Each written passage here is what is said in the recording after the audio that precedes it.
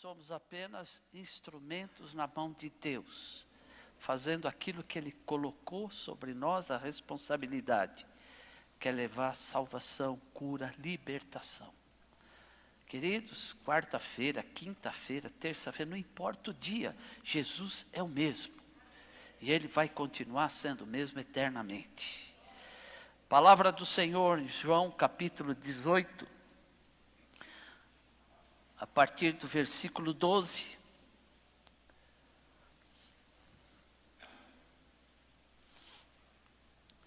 Diz assim: então a corte e o tribuno e os servos dos judeus prenderam a Jesus e o maniataram. E conduziram-no primeiramente a Anás, por ser sogro de Caifás, que era o sumo sacerdote daquele ano. Ora, Caifás era quem tinha aconselhado aos judeus que convinha que um homem morresse pelo povo. E Simão Pedro e outro discípulo seguiam a Jesus. E este discípulo era conhecido do sumo sacerdote e entrou com Jesus na sala do sumo sacerdote. E Pedro estava da parte de fora, à porta. Saiu então o outro discípulo, que era conhecido do sumo sacerdote, e falou à porteira, levando Pedro para dentro. Então a porteira disse a Pedro: não és tu também dos discípulos deste homem? Disse ele: não sou. Ora, estavam ali os servos e os criados, que tinham feito brasas e se aquentavam, porque fazia frio. E com eles estava Pedro aquentando-se também. E o sumo sacerdote interrogou Jesus acerca dos seus discípulos e da sua doutrina. Jesus lhes respondeu: eu falei abertamente ao mundo. Eu sempre ensinei na sinagoga e no templo, onde todos os judeus se ajuntam, e nada disse em oculto. Para que me perguntas a mim? Pergunta aos que ouviram o que é que lhes ensinei. Eis que eles sabem o que eu lhes tenho dito. Senhor Deus, nós queremos te agradecer, porque até aqui, Deus, nós já vimos a tua glória, contemplamos o teu poder, a tua majestade. Sabemos que o Senhor é o médico dos médicos, é aquele que cura, aquele que liberta, aquele que restaura, aquele que faz cair a venda dos olhos, aquele que traz, Senhor, a salvação. Ó Deus, o que precisamos mais, Senhor, se nós temos a Ti? Obrigado, Pai, pela certeza de saber que em qualquer momento, aonde nós estivermos, podemos contar com o Senhor. E agora, Pai, nós queremos ouvir o Senhor falar conosco. Abrimos o coração, o nosso entendimento, e peço que o Teu Espírito de revelação e de sabedoria fale a nós nesta hora. É o que eu te peço em nome de Jesus. Amém. Queridos, eu falei, pode ir sentar, eu falei que você não precisa ouvir a palavra para ser abençoado. Você pode ser curado, pode ser liberto, mas a palavra é ela que traz a base, o fundamento da nossa fé. Então não é só ir à igreja, é participar da igreja. Ouvir a palavra, e a palavra diz que aquele que ouve e não pratica, é como a onda do mar, vai e volta e não acontece nada. Mas quando nós ouvimos a palavra e fazemos dela prática de vida nossa, nós começamos a ver Deus manifestando o seu poder na nossa vida. Por isso que a igreja, que é do Senhor Jesus, que foi Ele que disse: edificarei a minha igreja, é necessária a nós precisamos dela, porque quando nós nos ajuntamos, o Senhor está presente e nós compartilhamos da nossa fé, da nossa experiência, de um testemunho de alguém que se afastou do Senhor, mas Ele não permite que você se afaste. Ele vai te buscar aonde você estiver, porque Ele disse que tinha 100 ovelhas, uma só se perdeu. Ele larga as 99 e vai atrás de uma. Ele não vai te deixar, porque o Senhor não desiste jamais de você. Ele não vai te largar, Ele não vai desistir. Aonde você for, Ele vai te buscar. Ele vai bater nessa porta até o dia que ela se abrir. E Ele foi aquele que trouxe a vida, o reino de Deus, a homens para que fizessem esta obra, que ela chegasse até aqui, a nós. E a sua palavra é que nos dá essa certeza de saber que quando nós confiamos no Senhor, Ele responde imediatamente ao nosso coração. Ele estava ali discipulando homens para fazer esta obra e trazer esta palavra para nós hoje aqui.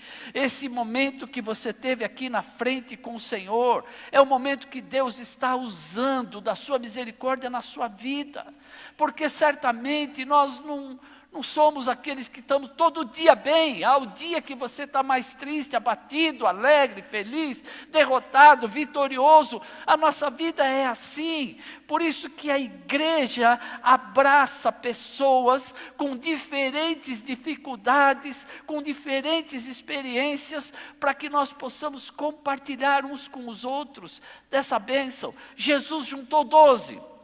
E começou a ensiná-los a fazer algo que ele nunca tinha feito e ninguém nunca tinha experimentado. Andando com aquele que era o próprio Deus, o Filho de Deus encarnado. E ele vem e estabelece um novo reino. E ele começa a anunciar esse reino. Mas esse reino que as pessoas ouviam não era um reino terreno, era um reino espiritual. Mas eles não entenderam aquilo que estava acontecendo. E Jesus começa a falar do seu reino, o reino de Deus, e aquilo incomoda aos principais, aos sacerdotes, e isso, a notícia de Jesus, como Rei dos Reis, Senhor dos Senhores, aquele que estava operando milagres, começa a se espalhar, e as pessoas começam a se incomodar, e começam então a querer matar Jesus. Preguei aqui domingo passado, ele está lá no Getsemane, está lá com os seus discípulos, orando, vem os soldados para prendê-lo. Ele não oferece resistência, porque a palavra de Deus tinha que se cumprir. E ele então é levado preso, amarram suas mãos e o levam até Caifás. Antes, passam na casa de Anás. A casa de Caifás e de Anás é praticamente no mesmo lugar, era sogro e genro. Não sigo o exemplo deles não, viu, queridos? Se tiver alguém aqui que está querendo morar com o sogro, com a sogra, não mora não. A Caifás, ele era meio esquisito, ele gostava, mas não faça isso não, viu? Não convém. Se você puder ter tua casa, vai morar longe do sogro e da sogra, que faz bem para todo mundo, viu? Isso. Eles moravam praticamente no mesmo lugar. Levam Jesus até Anás, sogro de Caifás. Caifás era o sumo sacerdote naquele momento. Antecessor dele era o próprio Anás. E como o sumo sacerdote, ele tinha sobre ele esta unção que era vitalícia. Então, pelo costume, foram primeiro na casa de Anás. Chegam lá e levam a Jesus. E ele então entra na casa de Anás e provavelmente no mesmo terreno estava a casa de Caifás. E ali então, diz a palavra aqui, que tinha um dos discípulos de Jesus que era conhecido, amigo do sumo sacerdote. Amigo dele. E esse então, quando Jesus é levado para dentro da casa, este homem vai junto. E provavelmente, pelo que as escrituras nos mostram, este homem era João, o apóstolo que Jesus o amava. Por diversas vezes falava isso na palavra. E a gente começa a analisar, por que essa preferência de Jesus? Não havia preferência de Jesus. Era que João era mais chegado a Jesus. Jesus não tinha preferidos, não tinha protegidinhos, ele não tinha, ele diz aqui a palavra, nós lemos aqui na leitura que o presbítero falou, Deus não faz acepção de pessoas, ele não tem esse por melhor, aquele pior, não, para ele todos são iguais, pecadores ou não, ele os ama da mesma maneira.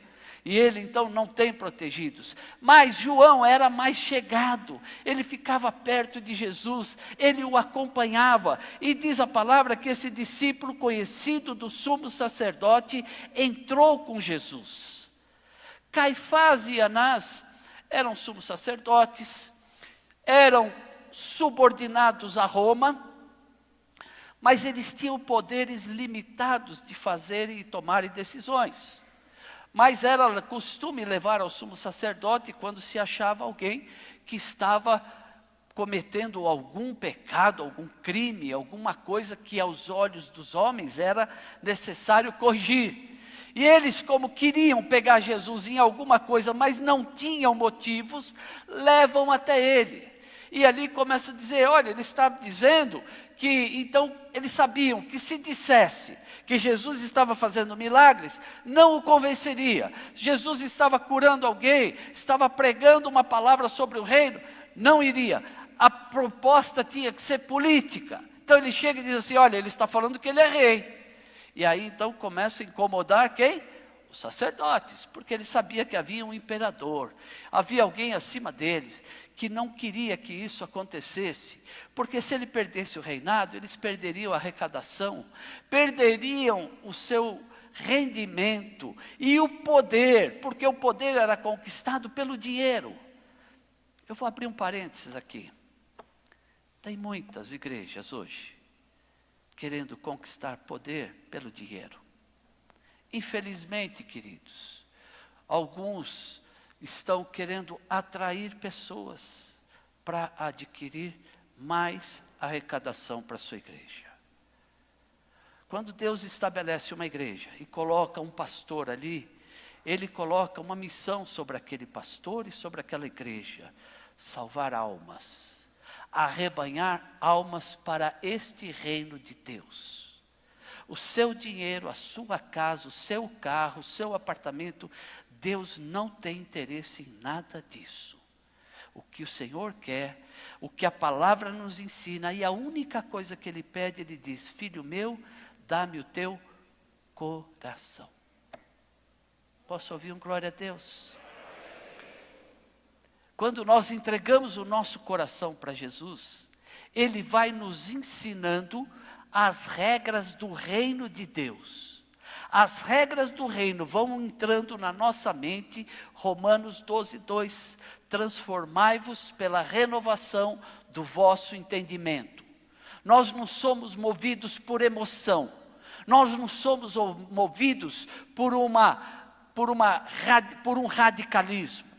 Nós somos movidos por entendimento de que o único, o verdadeiro caminho da salvação é Jesus Cristo.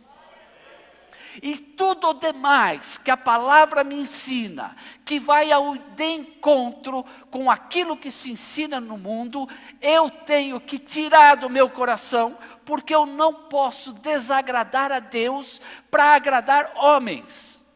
Então, queridos, quando eu entendo o que Deus quer de mim, o propósito de Deus para a minha vida, que não é simplesmente fazer boas obras, porque boas obras não levam ninguém para o céu. O que leva para o céu é Jesus Cristo.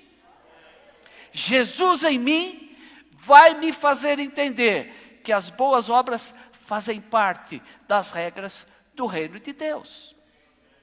Amar a Deus em primeiro lugar fazem parte das regras do reino de Deus. Não ter outros deuses além do nosso Deus faz parte das regras do reino de Deus. Não colocar outro mediador entre eu e Deus faz parte das regras do reino de Deus. Colocar a minha vida a serviço do Senhor para levar a salvação faz parte das regras do reino de Deus. Então o que ele estava incutindo no coração daqueles homens era as regras do reino, para que eles fossem e levassem estas regras para que muitas almas fossem salvas. E fizeram isso. Mas antes disso, precisaram ser preparados. E nós muitas vezes ainda não estamos preparados, mas temos que estar nos esforçando para estarmos preparados, porque nós estamos aqui sendo ensinados para aquilo que nós vamos viver lá no reino de Deus, lá no céu com Jesus. Porque Ele disse: eu vou para o Pai, vou preparar-vos um lugar, mas eu voltarei para te buscar, e aonde eu estiver, você vai estar comigo. Você quer estar com Jesus? Tem que fazer o que Ele manda. As regras do reino de Deus são para nós. E esse João era aquele que ficava coladinho em Jesus. Então, eu acredito que deveriam ter muitos adjetivos que eu não vou dizer aqui, mas a gente imagina que falavam de João. Aquele lá é, né, bajulador, aquele lá. Isso sempre vai ter. Mas era que ele amava a Jesus. Ele queria estar perto de Jesus. Ele queria estar colado em Jesus. Porque ele sabia que a única maneira de ele aprender, de ele ser transformado e de ele ser restaurado, era estar com Jesus. E ele então, quando vê o seu Senhor entrando ali na casa de Anás, preso, com as mãos amarradas, ele não titubeia. Eu conheço o dono dessa casa, e ele entra junto. E vai e entra naquela casa, e vai acompanhar aquele julgamento, que aquilo sim foi um golpe. Se você quer saber o que é golpe, leia a palavra de Deus. Aquilo foi um golpe. Convocaram pessoas para darem um falso testemunho contra Jesus. Mas não convenceram. Aí quando falaram a verdade, aí as orelhas do sumo sacerdote ficaram em pé. Você, quer dizer que você está falando que você é o rei? Você que está dizendo. Quer dizer que você que está falando. Ele não precisou em momento nenhum. Você sabe com quem você está falando? E nós gostamos disso, né? Quando a gente está cheio de autoridade, chegar para alguém e dizer, você sabe com quem você está falando? Né? E hoje, queridos, nós não precisamos mais fazer isso. Você pode dizer assim, você sabe quem está comigo? A palavra diz que maior o que está em mim do que aquele que está no mundo. Não há força, não há poder nesse mundo que possa com o nosso Senhor. Não há. Mas armar uma cilada para Jesus, e João está ali. Mas tinha um outro discípulo que não foi apóstolo. Pedro estava ali com Jesus.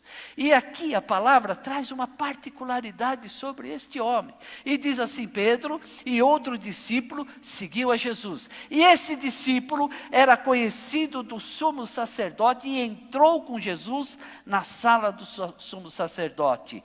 E Pedro estava da parte de fora. E eu quero falar hoje sobre os dois tipos de crente que há nesse mundo. Aqueles que entram e aqueles que ficam de fora. Quantas vezes, queridos, nós dizemos que estamos, mas ficamos do lado de fora. Pedro andou com Jesus do mesmo jeito que João andou. Pedro viu os mesmos milagres que João viu. Pedro ouviu as mesmas palavras que João ouviu. Mas há uma diferença de postura e de atitude perante Jesus, que mostra que Pedro realmente ainda não tinha o seu coração inteiramente entregue nas mãos do Senhor. Quando chegou no momento onde Jesus ia ser julgado, no momento em que ele precisava humanamente falando, porque como Deus ele não precisava de ninguém e de nada, ele não precisa de nós, nós é que precisamos de Jesus. Precisamos entender isso. Então, eu vejo gente falando assim, dá uma oportunidade para Deus. Eu falo, meu Deus, o que é isso? Como é que eu posso dar uma oportunidade para Deus? Se Ele me deu toda a oportunidade de mudar a minha vida. Eu não tenho como dar oportunidade para Deus, a única coisa que eu posso fazer é dizer, obrigado Senhor, está aqui a minha vida é tua, faz o que o Senhor quiser. Porque eu sei que qualquer coisa que o Senhor fizer é melhor do que eu faço. Porque tudo que Ele tem para a sua vida é melhor do que você tem. Você pode pensar na melhor coisa possível. Deus tem algo melhor. Eu não sei, a Mariana falou assim, eu tinha um namorado e tinha um emprego que eu odiava. Eu acho que ela perdeu o emprego e perdeu o namorado. Cadê a Mariana? Estou certo? Perdeu o emprego e perdeu o namorado. E deu glória a Deus. Alguém vai dizer, você é louca. Como é que alguém que perde o namorado e perde o emprego vai dizer obrigado, Jesus? porque é livramento de Deus. E eu quero dizer para as mocinhas, para os mocinhos, que quando Deus tira um namorado de você, uma namorada, dá glória a Deus, porque é livramento para a tua vida. Depois que você casou é provação, mas aí, até lá é bênção. Depois que casa é só provação, aí não tem mais jeito, aí tem que aguentar e até o fim, porque é até que a morte vos separe. Senão eu vou fazer que nem o pastor Cláudio Duarte, eu vou fazer a oração da separação, não é? Como é que é a oração da separação? Senhor, mata ele. Porque se prometeu que até que a morte vos separe, quer separar, mata ele, porque é para morrer mesmo. Não tem outra saída, queridos. Então, por isso que o apóstolo Paulo diz assim: maridos, amai as vossas mulheres. É melhor amar do que separar, porque separar você vai para o inferno, você vai morrer. Ama a tua esposa, ame o teu marido, que é a melhor coisa que você faz. Viu? A mulher dos outros, deixa que os outros amem. Ama a tua, ame o teu marido. Porque olha, eu não sei como é que Salomão fazia com 1000 mulheres, mas eu acredito que devia ser uma loucura a casa desse cara quando ele ia para o culto. Você já pensou 1000 mulheres se arrumando para ir para a igreja? Com uma, às vezes a gente já fica meio doido. Você tem que ir pulando. Sapato, ela experimenta 4, porque eu não sei quantos pés tem, mas acho que só 2. Cuida da tua, que vai ser bênção para a tua vida. Voltamos lá para Pedro. Pedro ficou de fora.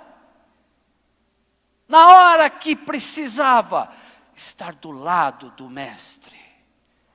Na hora que precisava estar junto, ele ficou de fora. Sabe, esse é o crente, aquele crente que vai lá na igreja, chega lá no banco e volta para trás. Não quer se envolver com o Senhor Jesus. Não quer se envolver com a obra do Senhor Jesus. Queridos, não dá para mergulhar na água sem se molhar. Não dá. Quando você entra, quando você entrega a tua vida para Jesus, nós temos que passar a ser um seguidor de Jesus, custe o que custar. Não importa a circunstância, não importa o que aconteça, nós temos que estar sempre do lado de Jesus. Eu dizia para os jovens outro dia, falando com eles, alguns casais, eu dizia que uma vez meu pai chegou para mim, na frente da minha esposa, e disse assim: filho, quando você tiver algum problema com a tua mulher, relacionado a mim ou tua mãe, fique sempre do lado da tua mulher. E aquilo eu guardei no meu coração. Porque ele entendeu que agora eu tinha que cuidar dela. Se você tiver que decidir entre o mundo e Jesus, fique sempre do lado de Jesus. Porque agora Ele quer cuidar de você. Ele não precisa de cuidado nosso, mas nós precisamos de cuidado dEle. Por isso que o melhor que nós temos a fazer é ficar junto dEle, do ladinho de Jesus. E naquele momento, Pedro preferiu ficar lá fora. João percebeu. João viu, falou: vai lá, chegou para a porteira, falou: vai lá chamar João. Sabe onde ele estava? Lá na fogueira, junto com os servos do sumo sacerdote. Ali perto da brasa, porque estava frio, e ele foi se aquietar. Queridos, cuidado com as brasas do mundo. As brasas do mundo nos queimam, a brasa do altar do Senhor te aquece. Cuidado com a brasa do mundo. Ela às vezes parece gostoso de ficar perto. Ela parece gostoso de você abraçar. Parece que atrai a nossa vida. Mas as brasas do mundo estão tentando nos fazer ficar fora da fogueira. E o altar do Senhor é onde o Senhor acende a chama do teu coração. A chama do nosso coração não é acesa quando nós estamos aí fazendo aquilo que não agrada a Deus, não.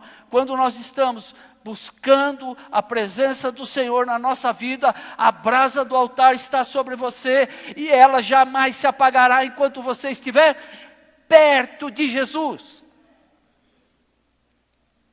Não adianta se esconder.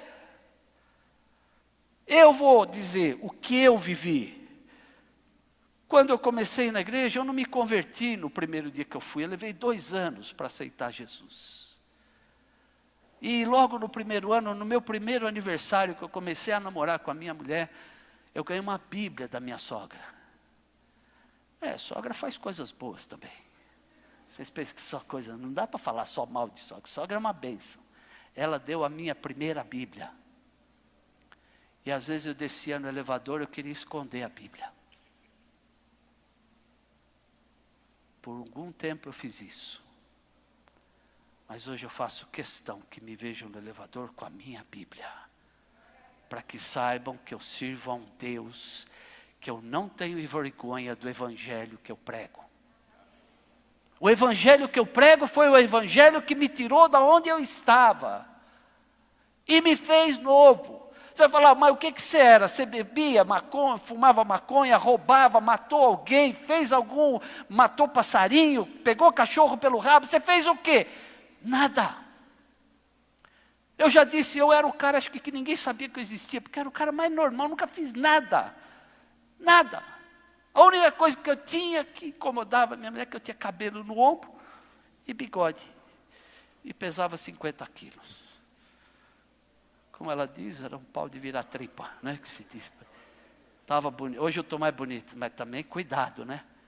O pastor Zezão lá, ele me conheceu. Olha lá, ele lá. Quando eu cheguei na igreja do Cambuci lá, ele olhou e se identificou, porque ele também era roqueiro, cabelo comprido e tocava guitarra. Mas quando Jesus entra no nosso coração, nós somos transformados de dentro para fora. Eu podia cortar o cabelo para agradar? Podia. Podia pegar meu maço de cigarro que estava no bolso e jogar fora para agradar ela? Podia. Mas ninguém fez isso comigo. Foi Jesus que fez. E um dia eu peguei aquele maço de cigarro e falei, a partir de hoje nunca mais eu vou fumar. Joguei aquele cigarro no lixo e nunca mais eu peguei o cigarro. Fui no barbeiro e falei, pode cortar. Pode cortar. Porque Jesus me transformou. De dentro para fora. Às vezes entra alguém na igreja estranho, a gente olha, já quer consertar, né? Tira o piercing, corta esse cabelo. Saia mais comprida. O decote. A gente só olha para o exterior, esquece do coração. Que às vezes entra por aquela porta quebrado, amassado, precisando de uma palavra amiga. Jesus olha para o teu coração. Quando Samuel vai lá na casa de Jessé para escolher um rei para Israel, ele olha, primeiro que ele olha, um homem forte, bonito, grande, é esse. Não, não é esse não, você está olhando com os teus olhos. Precisa olhar com o coração. Vamos olhar com o coração, queridos. Pedro ainda não tinha esse coração já trocado. Aquele coração de pedra é um coração de carne. E ele preferiu, falar, não vou lá não, vai sobrar para mim. E às vezes a gente não quer fazer, porque vai sobrar para mim. Mas Jesus te chamou que é para sobrar para você mesmo, porque da sobra Ele vai fazer bênção na tua vida. Ele vai fazer com que o pouco que você traz ao altar do Senhor vire muito na tua vida, para que você prospere e seja abençoada, abençoado. O que vocês têm aí? Tem aqui 5 peixinhos, 3 pãezinhos. É só o que eu preciso. Não preciso de mais, porque o milagre quem faz sou eu. Traga o pouquinho que você tem ao altar do Senhor e Ele vai multiplicar na tua vida. Você, minha fé é pequenininha, traga ao altar do Senhor a tua fé pequenininha, que o Senhor vai fazer grandes coisas na tua vida, por causa da tua fé pequenininha. Mas a tua atitude de fé que vai fazer com que a mão de Deus se mova sobre você e transforme essa situação que você está passando. Pedro preferiu as brasas dali da iniquidade, sentado com ali aqueles homens que eram servos daquele que queria matá-lo. Mas João não. João falou, eu vou ficar com Jesus. Esse é aquele crente que entra na igreja para adorar a Deus.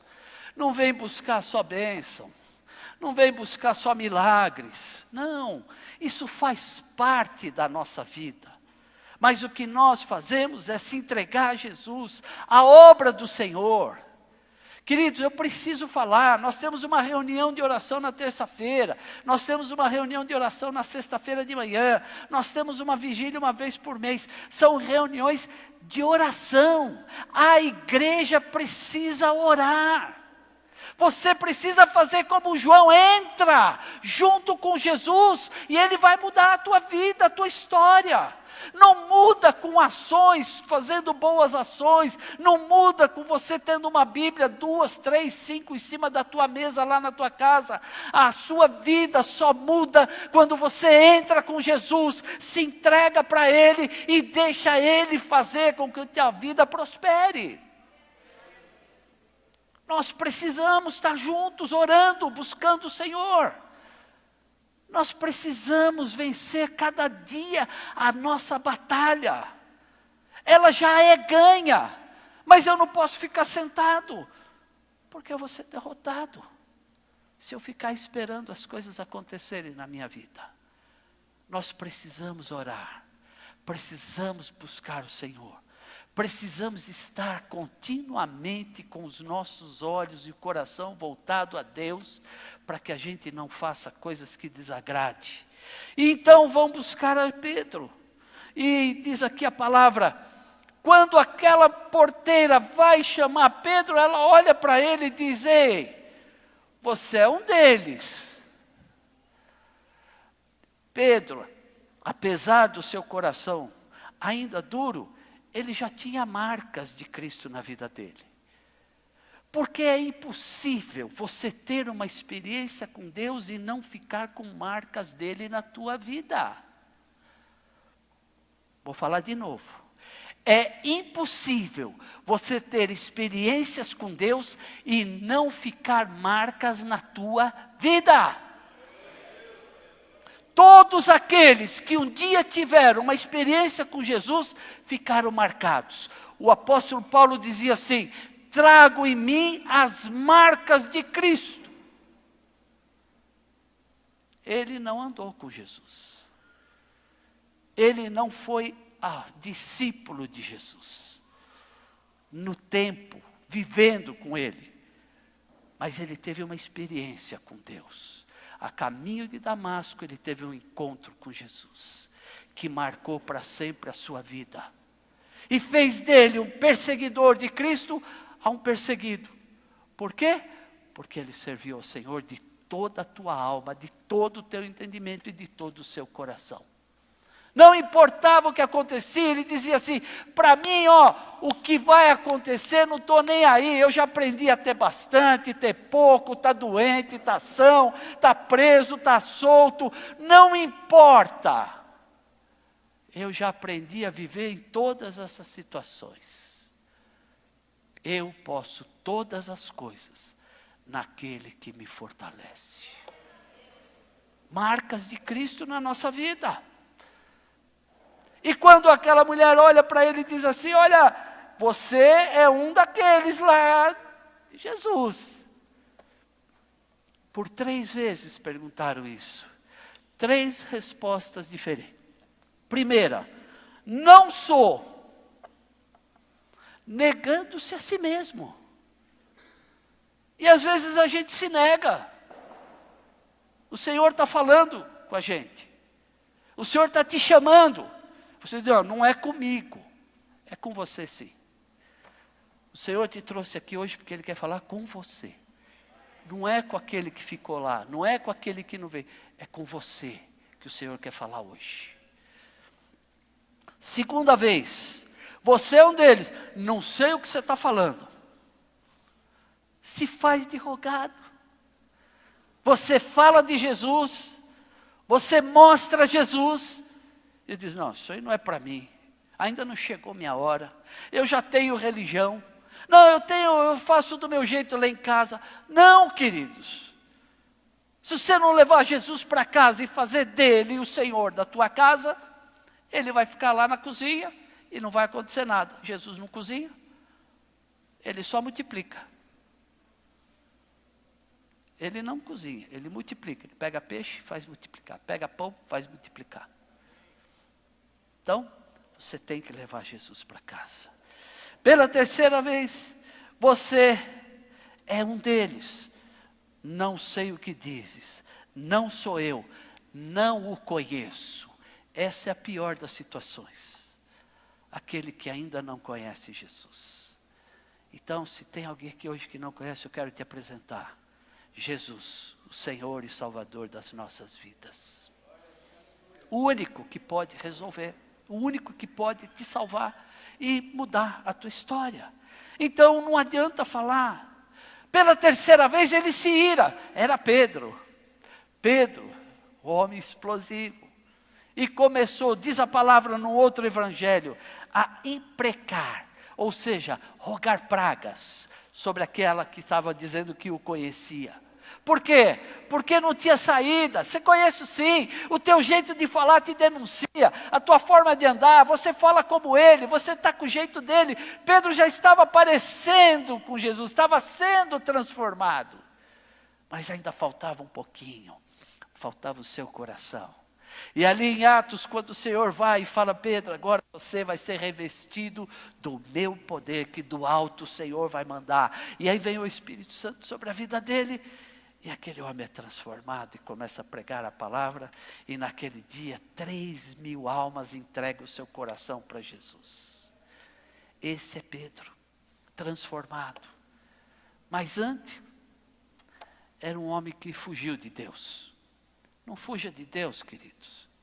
Não tenha medo. O Senhor quer fazer o melhor na tua vida. Quem será? Pedro ou João?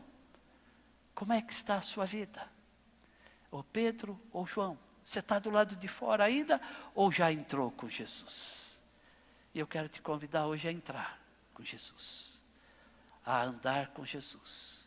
A aprender com Jesus. E colocar Jesus na tua vida como Senhor e Salvador. Eu não sou. Não sei o que você está falando. Eu não o conheço. Ninguém aqui hoje mais pode dizer isso. Porque a partir de hoje você sabe quem é Jesus Cristo. Você pode entregar a sua vida a Ele e Ele vai fazer de você uma grande bênção.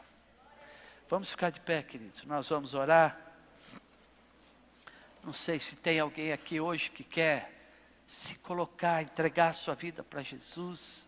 Quer deixar de ser Pedro, o velho homem Pedro, e ser o João, de andar com Jesus. Agora, tem muita gente que anda com Jesus. Eu por muitos anos andei com Jesus. Ele aqui, eu aqui.